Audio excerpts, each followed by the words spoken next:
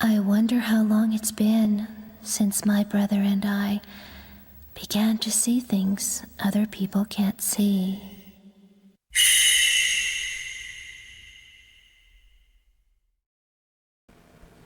Hello ladies and gentlemen, this is ecmg. Today is Sunday, August 16th, 2020. For this week's video, I will be making the case for the Fatal Frame franchise to be on the Nintendo Switch. Now this series has 5 main entries with a few spin-offs, but I will not be talking about those. If you're interested in these spin-offs, you are more than welcome to do your own Google search or YouTube search for said titles specifically. With that out of the way, let us continue. The Fatal Frame series as a whole is a truly wonderful, yet underrated and criminally undersold experience that I believe all gamers should have a chance to enjoy. The series is different from other mainline franchises in the survival horror genre such as Resident Evil and Silent Hill in that there is no combat per se, and no creatures like zombies or mutants to fight, and the main characters are not battle-hardened special forces units.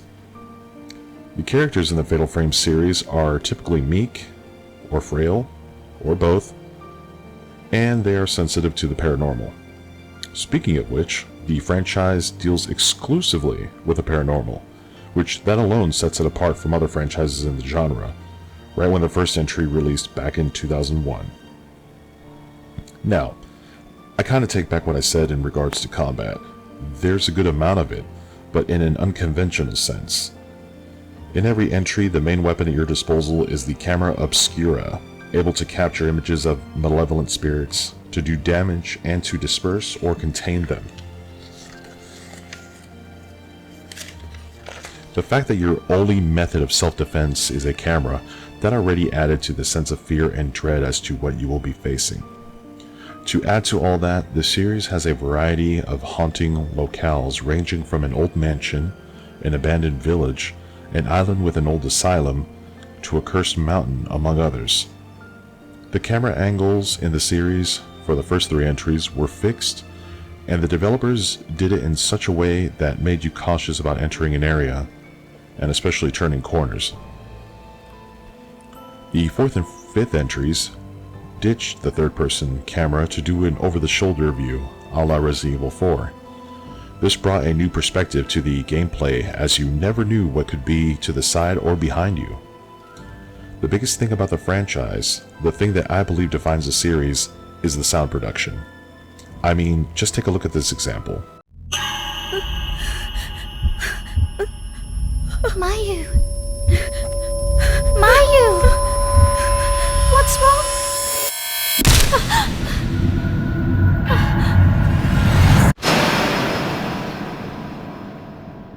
Masumi, where are you?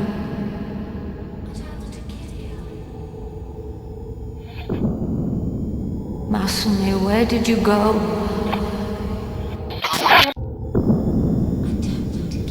The lost village.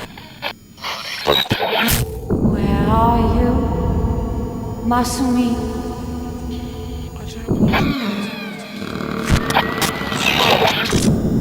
Where have you gone, Masumi? I don't want to kill you.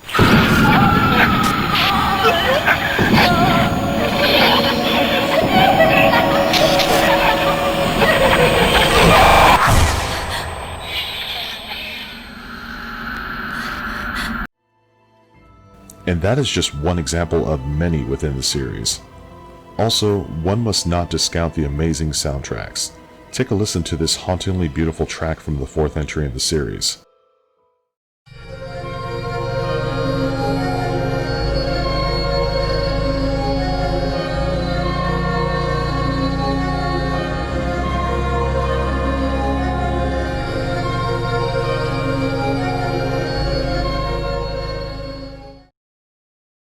Oh, and one more thing. My goodness, I actually forgot about this. You guys probably already guessed it from looking at the video's thumbnail, but there is some disturbing imagery in the game.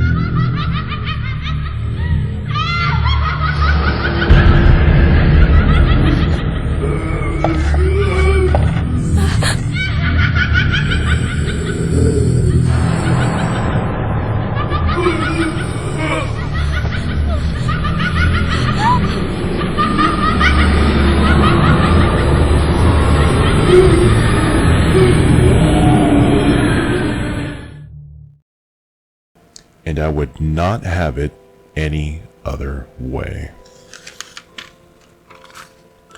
Now, in terms of the entries in the series, the first 3 entries released on the PlayStation 2 back in 2001, 2003, and 2005 respectively.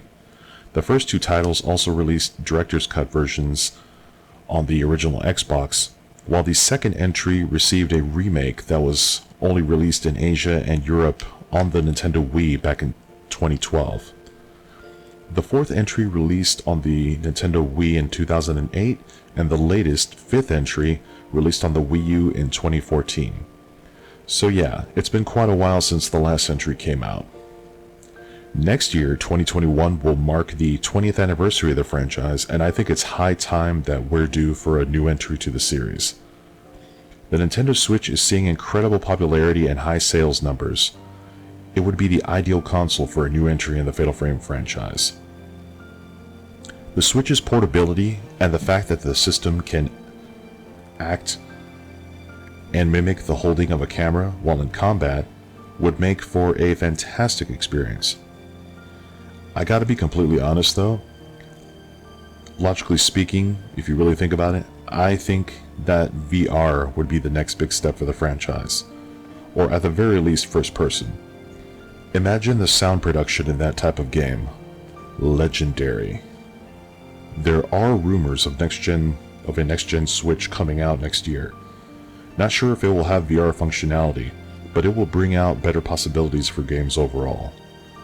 Now, for the final part of this segment, I will make suggestions for possible ports of the entries and ideas for a potential future 6th entry, followed by my conclusion. Now for the first 3 entries in the series, I think the trickiest entry to port would be Part 2, Crimson Butterfly. The reason why I say this is because you would have to ask yourself this question.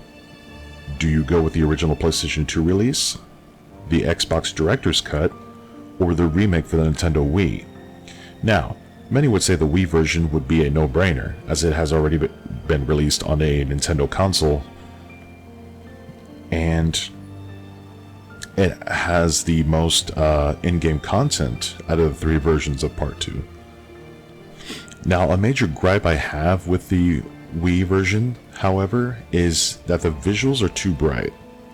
Compare the visuals between the Wii version and the PS2 version. You can see that the PS2 version was darker and moodier.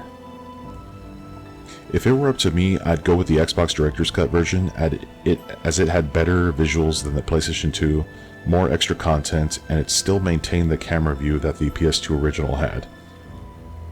Logically speaking though, I'm sure Nintendo would go with the Wii version. And to be fair, the Wii version never saw a release in the US, so hey, it would be a good chance to play it if it does come out.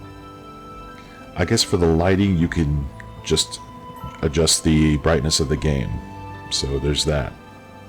Now for the first entry, Xbox version all the way. A lot of things were fixed in the Xbox version, most notably the enemy AI balance. There were reviewers making complaints and gripes about the complete imbalance of AI in the PlayStation 2 version, where during the game enemies would either be very easy or unfairly hard. And that made playing the entire game quite difficult at times. Now, aside from that, the bump in visuals and extra in-game content, such as extra costumes and extra modes, would help out as well. Now for the third entry, the Tormented, there's only the PS2 version, so there you go. Just port that. The 4th and 5th entries shouldn't be an issue to port to the Switch. It would be a great opportunity to introduce the 4th entry, Mask of the Lunar Eclipse, to US gamers, as this entry was never released outside of Japan, and it happens to be the current best-selling entry in the franchise thus far. The 5th entry, Maiden of Black Water, was released on the Wii U, which the system did not sell well at all, therefore hurting the chances of proper exposure of that particular entry. Now in conclusion, I strongly believe that Koei Tecmo, the developer of the franchise, has an amazing opportunity to port the 5 main entries in the series to the Nintendo Switch, and having the 6th entry released sometime in 2021, on the 20th anniversary of this amazing franchise. Come on, Nintendo. I know you can do it. I believe in you. Let gamers around the world experience this franchise once again, or for the first time. Now, thank you guys for watching this video. It is very much appreciated. Now, as for future plans, I do intend on either streaming or doing a playthrough of all 5 entries in the near future, so look forward to that.